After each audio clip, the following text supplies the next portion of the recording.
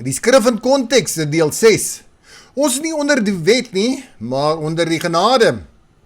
Ons het in deel 5 Galasiërs 5 bespreek oor hoe baie mense gryp na die gedeelte om die heilige verbond of met ander woorde die vleeslike besnydenis te verontagsaam en sê dat as jy besny, het jy van die genade verval, dat Yeshua vir jou dan niks beteken nie en dat jy die hele wet moet onderhou. As jy nou nog nie deel 5 gesien het nie, kyk asseblief deel 5 voordat jy na deel 6 kyk. Ons gaan nou kyk wat Paulus bedoel het met genade en wat beteken dit om onder genade te wees.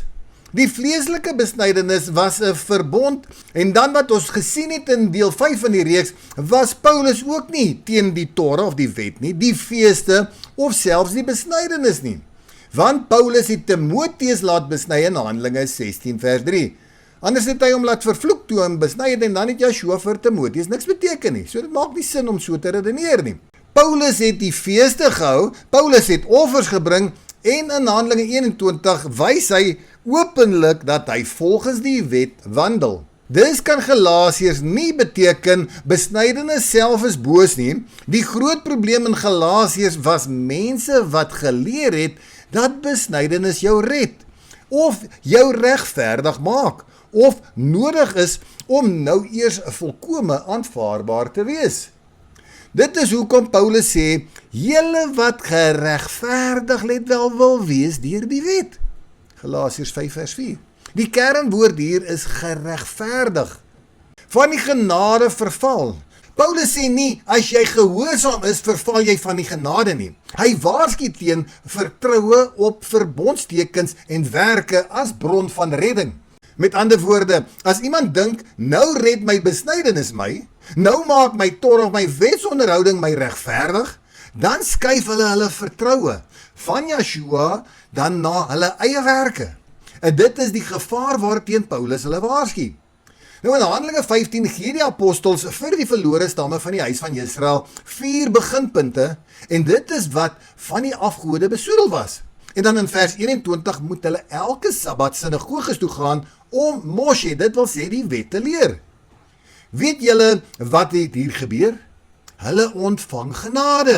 Waar hulle as afgodedienaars nie in Jahwe se teenwoordigheid gekom het nie, nou kry hulle 'n kans om in te kom. Want hulle is nie in die geloof. Hulle ken nie Jahwe se weë nie. Hulle word eers geleer om afstand te doen van hoerery en van wat verwrig is en van bloed. En in vers 29 sien ons ook afgodsoffers. Dis was hierdie manne nog so diep vasgevang gewees in die afgodery, dat hulle nou nog nie eers weet wat die verbond met Abraham, die vleeslike besnydenis behels nie.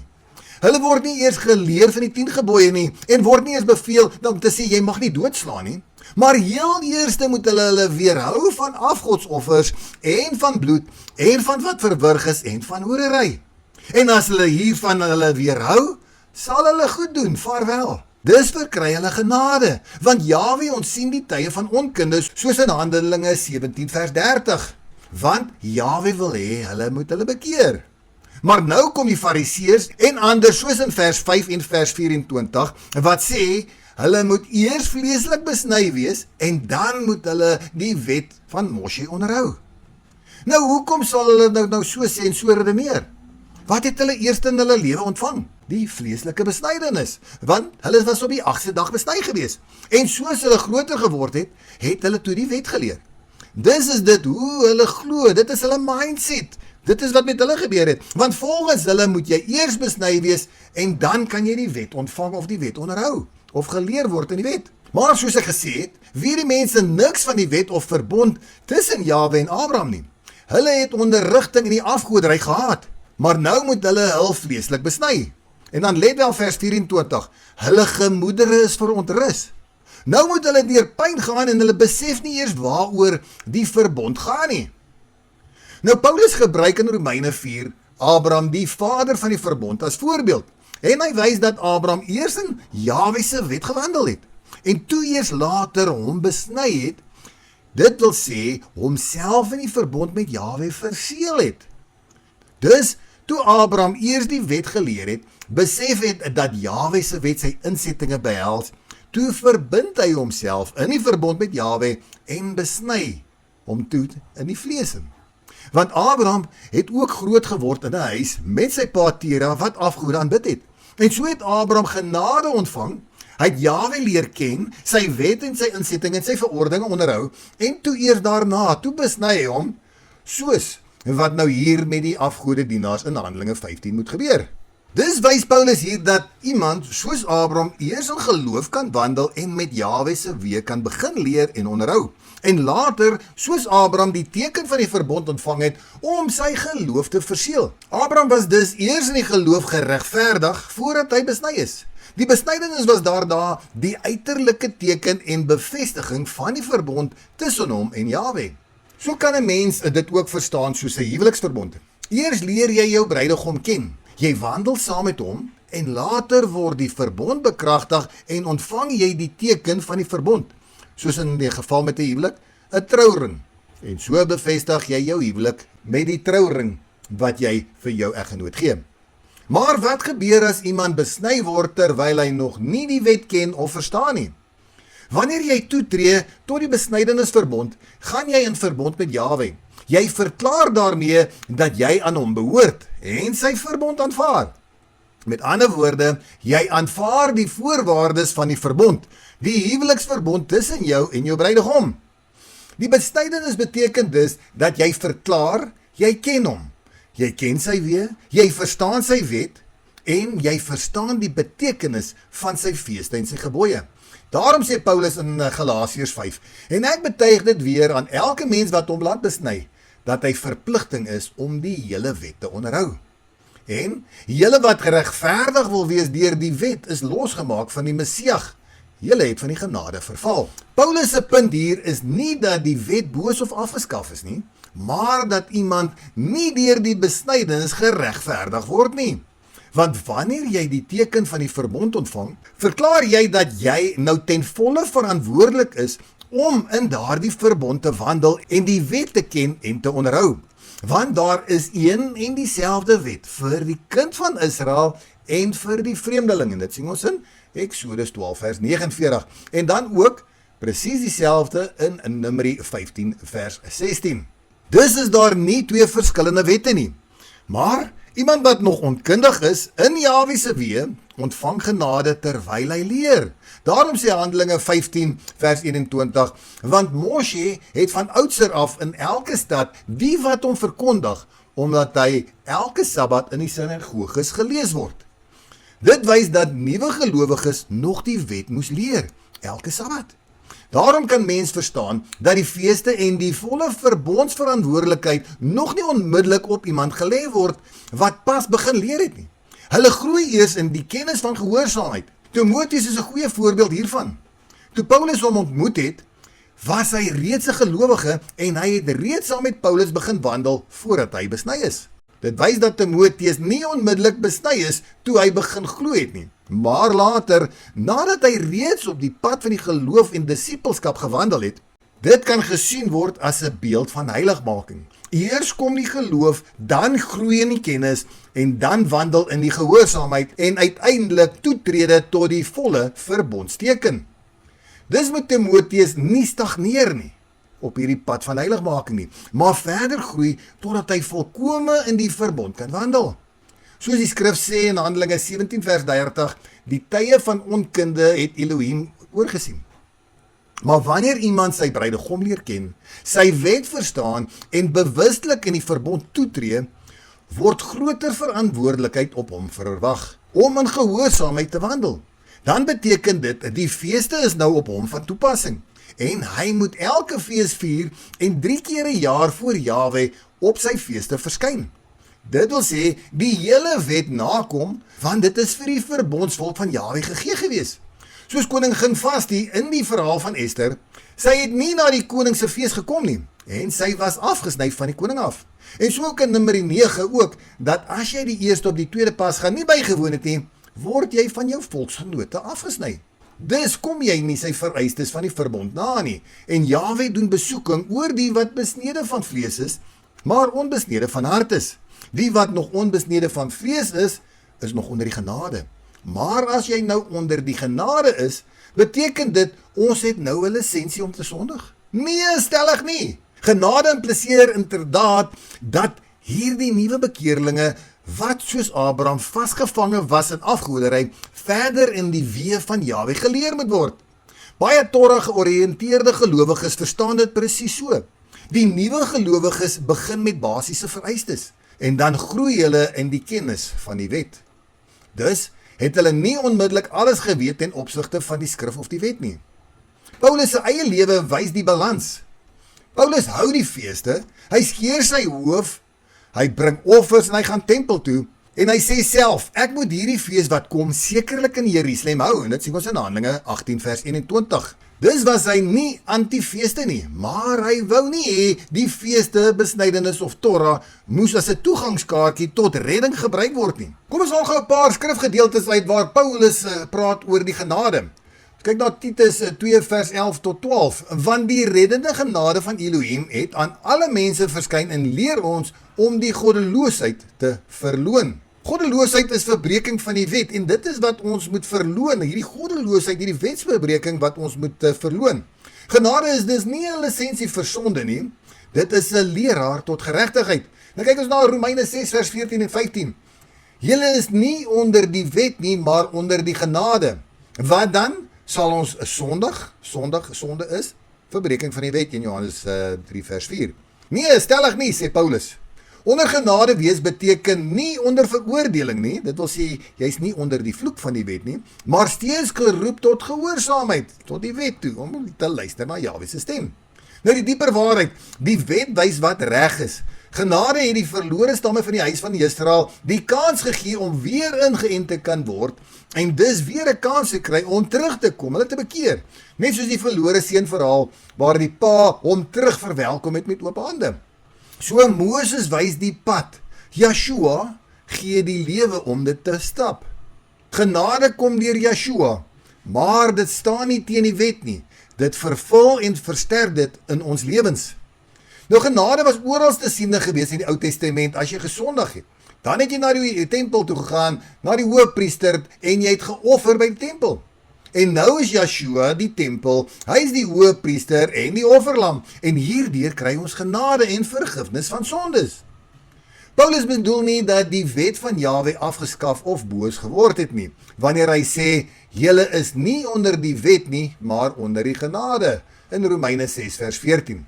Hier praat hy hoofsaaklik daarvan om nie onder die veroordeling van die wet te wees nie, of onder die straf van die sonde, of onder 'n sisteem van selfregverdigheid te wees nie. Hy sê nie, die wet is sonde of vernietig nie, inteendeel Paulus verdedig die wet baie sterk. Nou wat beteken dit om onder die wet te wees? In Romeine beteken onder die wet dikwels onder die oordeel, die veroordeling van die wet, dit wil sê onder die vloek van die wet, omdat mens in sonde leef. Maar as iemand in Yeshua wandel, word hy vergewe. Soos destyds met die tempeldiens was daar 'n offersisteem. Yeshua weet die tempel gaan vernietig word, so waar gaan hulle nou vrygespreek word van hulle sondes? Om hierdie geestelike tempel van Yeshua op te neem, want waar twee en meer in sy naam vergader, daar sal die tempel Yeshua in ons midde wees. So dit is as ons in Yeshua wandel, word ons vergewe. Ons ontvang genade en die Gees help ons om gehoorsaam te lewe in Jahwe se wet. Paulus sê direk, maak ons dan die wet tot nie deur die geloof. Hy sê nee, stellig nie. Inteendeel, ons bevestig die wet. Romeine 3 vers 31. Dus geloof vernietig nie die wet nie. Dit bevestig dit. Paulus sê die wet is heilig. In Romeine 7 vers 12 sê, dis is die wet en die gebod is heilig en regverdig en let wel, dit is goed, so die wet is goed. Paulus bevestig dit. En dan Romeine 7 vers 22, want daar die innerlike mens verlustig ek my in die wet van Elohim.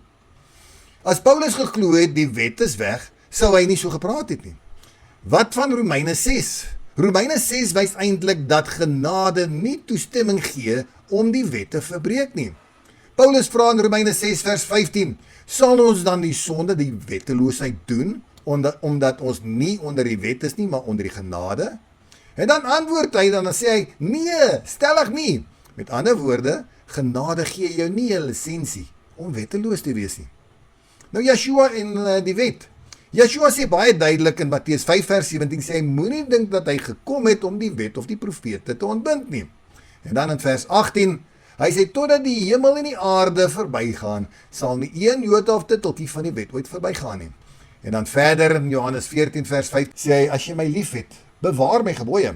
Yeshua het dus die profesie oor hom in die wet vervul. Hy het dit volgemaak en reg verduidelik, maar hy het dit nie afgeskaf nie. Paulus sê, ons moet steeds gehoorsaam wees, en dit sê in Romeine 2 vers 13, hy sê, die doeners van die wet sal regverdig wees. So dit wil sê, as jy die wet doen, sal jy regverdig bevind word. En dan in 1 Korintiërs 7 vers 19, die besnydenis is niks en die onbesnedenheid is niks nie. Hy sê, maar die onderhouding van die gebooie van Elohim, dit is wat belangrik is. Handelinge 24 vers 14, sê Paulus ook, ek glo alles wat in die wet en die profete geskrywe is. In Handelinge 25 vers 8, ek het niks gesondig teen die wet van die Judeërs nie. En dan Romeine 8 vers 4, sodat die reg van die wet vervul kan word in ons, wat nie na die vlees wandel nie, maar na die gees. Dus die gees lei ons nie weg van die wet af nie, maar het help ons om reg te leef. En wat is afgeskaf volgens baie mense? So omdat die tempel vernietig was, het diereoffers en die aardse priesterskap opgehou. Want hulle kan nie meer daar offer nie, want die tempel is vernietig. So dit wil sê, daar het die diereoffer en die priesterskap opgehou. Die tempeldiens was 'n skaduwee na Yeshua se tempel en sy liggaam. Yeshua sê, waar twee meer in sy naam vergader, daar sal die tempel, sal sy heiligdom in ons midde wees. Maar sonde bly sonde, die gebooie bly heilig, en die liefde vervang nie die gehoorsaamheid nie. Johannes sê self, die sonde is wetteloosheid in Johannes 3 vers 4. Dit wil sê, as daar geen wet is nie, kan daar tegnies geen sonde wees nie. Die groot sleutel, Paulus veg eintlik teen wettisme, redding deur werke en gemaakte mense tradisies. Hy veg nie teen Jahwe se wet self nie. Redding kom deur genade. Redding kom deur die geloof en redding kom deur Yeshua. Maar ware geloof lei tot gehoorsaamheid, heiligmaking en liefde vir Jahwe se gebooie. En dan gaan ons kyk na die wet as tugmeester. Nou Paulus sê in Galasiërs 3 vers 24, die wet was dus ons tugmeester na Messias toe, sodat ons geregverdig kan word uit die geloof. Maar nou dat die geloof gekom het, is ons nie meer onder die tugmeester nie. Daar is 'n baie diep verband tussen die wet, tug en wysheid, die gees en uiteindelik Yeshua as die doel van die wet. Paulus se woord tugmeester in Galasiërs 3 vers 24 beteken nie dat die wet sleg was nie, maar dat dit leer, korrigeer, beskerm en ons lei na Yeshua. En presies sien ons dit al lank tevore in Spreuke en in die wysheid van Salomo. Die Hebreëse idee van tug, musar, is dissipline, wysheid, leiding, korreksie deur die gees van Elohim. Salomo wys dikwels uit dat wysheid roep, die gees leer, die tug die mense terugbring na die pad van die wet. Kyk hoe mooi vloei dit saam met die gees, tug en wysheid. Want wie Jahwe lief het, die tugtig hy. En dan ook weer sê hy, wend jou oor na my teregwysing, kyk ek wil my gees vir julle uitstort, Spreuke 1 vers 23. En dan hier sien ons teregwysing, tug en die uitstorting van die gees is saam genoem.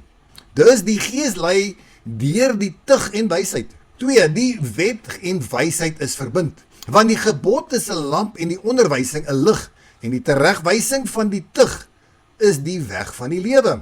Hier verbind Salomo die gebod, onderwysing, dit wil sê die wet of die Torah, en tug as die weg van die lewe. Dit klink baie soos Galasiërs 3 se woorde van die tugmeester. Punt 3. Die gees bring oortuiging wanneer die wet oortree word. Hy wat die tug haat, is dom, Spreuke 12 vers 1. En dan sien ons ook in Spreuke 15 vers 31, en die oor wat luister na die teregwysing van die lewe. Nou die idee is, wanneer mens afdwaal, bring die gees oortuiging.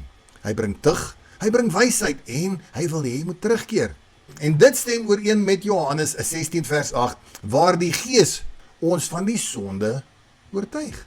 En dan sien ons weer hierso in 1 Johannes 3 vers 4, dat die sonde wetteloosheid is. Dus die gees gebruik die wet om sonde uit te wys, die hart te tugtig en die mens terug te lei na die genade in Yeshua. Punt nommer 4. Wysheid lei ons nader aan Elohim. Ons kyk na die wysheid van Salomo 6 vers 17. Sy begin as 'n opregte verlange na tug, let wel tug, en die sorg vir die tug is liefde. En die liefde is om wat te doen? Om haar wet te onderhou. En die navolging van die wet let wel, is 'n waarborg vir onsterflikheid. En onsterflikheid maak dat 'n Adamiet naby Elohim is. Die verlange na wysheid lei daarom na die koningskap. En die gedeelte uit die wysheid van Salomo 6 is baie diep.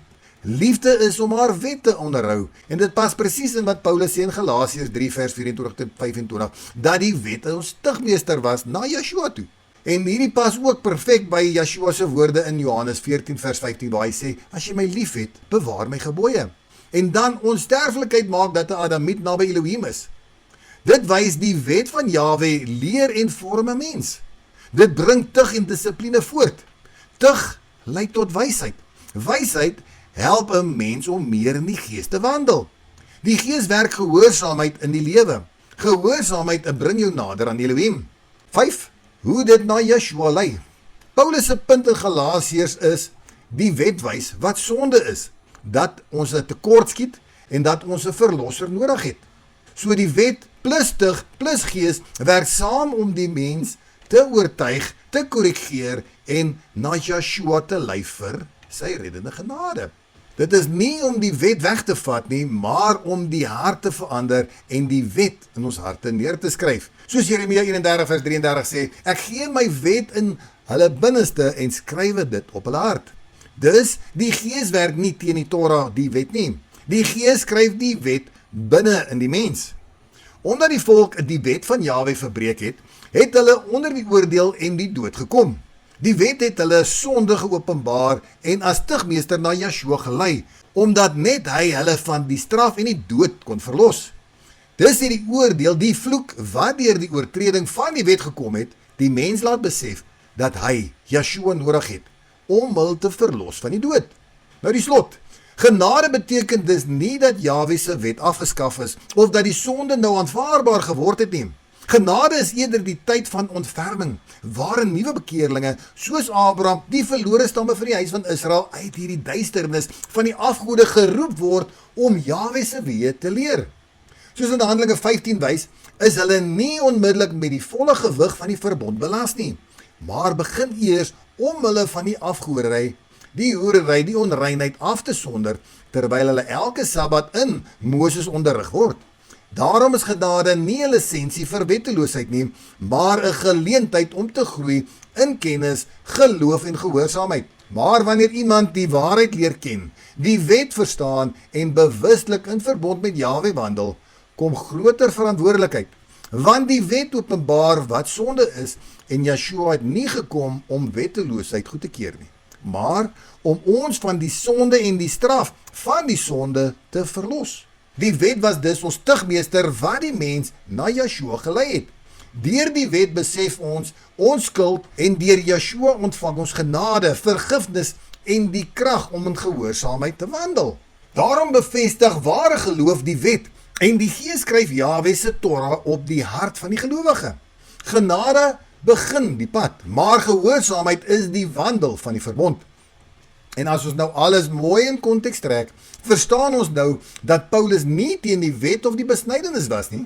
Genade was vir die wat nog nie Jahwe se weë geken het nie. Nou moes hulle honger en leer van hom en sodoende olie in hulle lampe kry en die wet gehoorsaam. En dit is hoekom 5 dwaase maagde weggewys was en dit is hoekom dat Yeshua kan sê aan die einde, ek het julle nooit geken nie, gaan weg van my af, julle wat die wet van Elohai oortree. Dis hierdie genade tydperk verstrek. Jy moet nou reg wees, jy moet genoeg olie in jou lampe hê, sodat jy reg kan wees en in die poorte van die nuwe Jerusalem kan ingaan. Wees dus gewaarsku, leer sy weë en keer terug na Jahwe en kom in sy verbond, sodat jy nie weggewys sal word nie. In deel 7 van die reeks wil ek bietjie dieper delf oor die verbondsmaal en hoe 'n verbond bekragtig was tussen Jahwe en sy volk. Mag jy 'n geseënde dag hê. Shalom.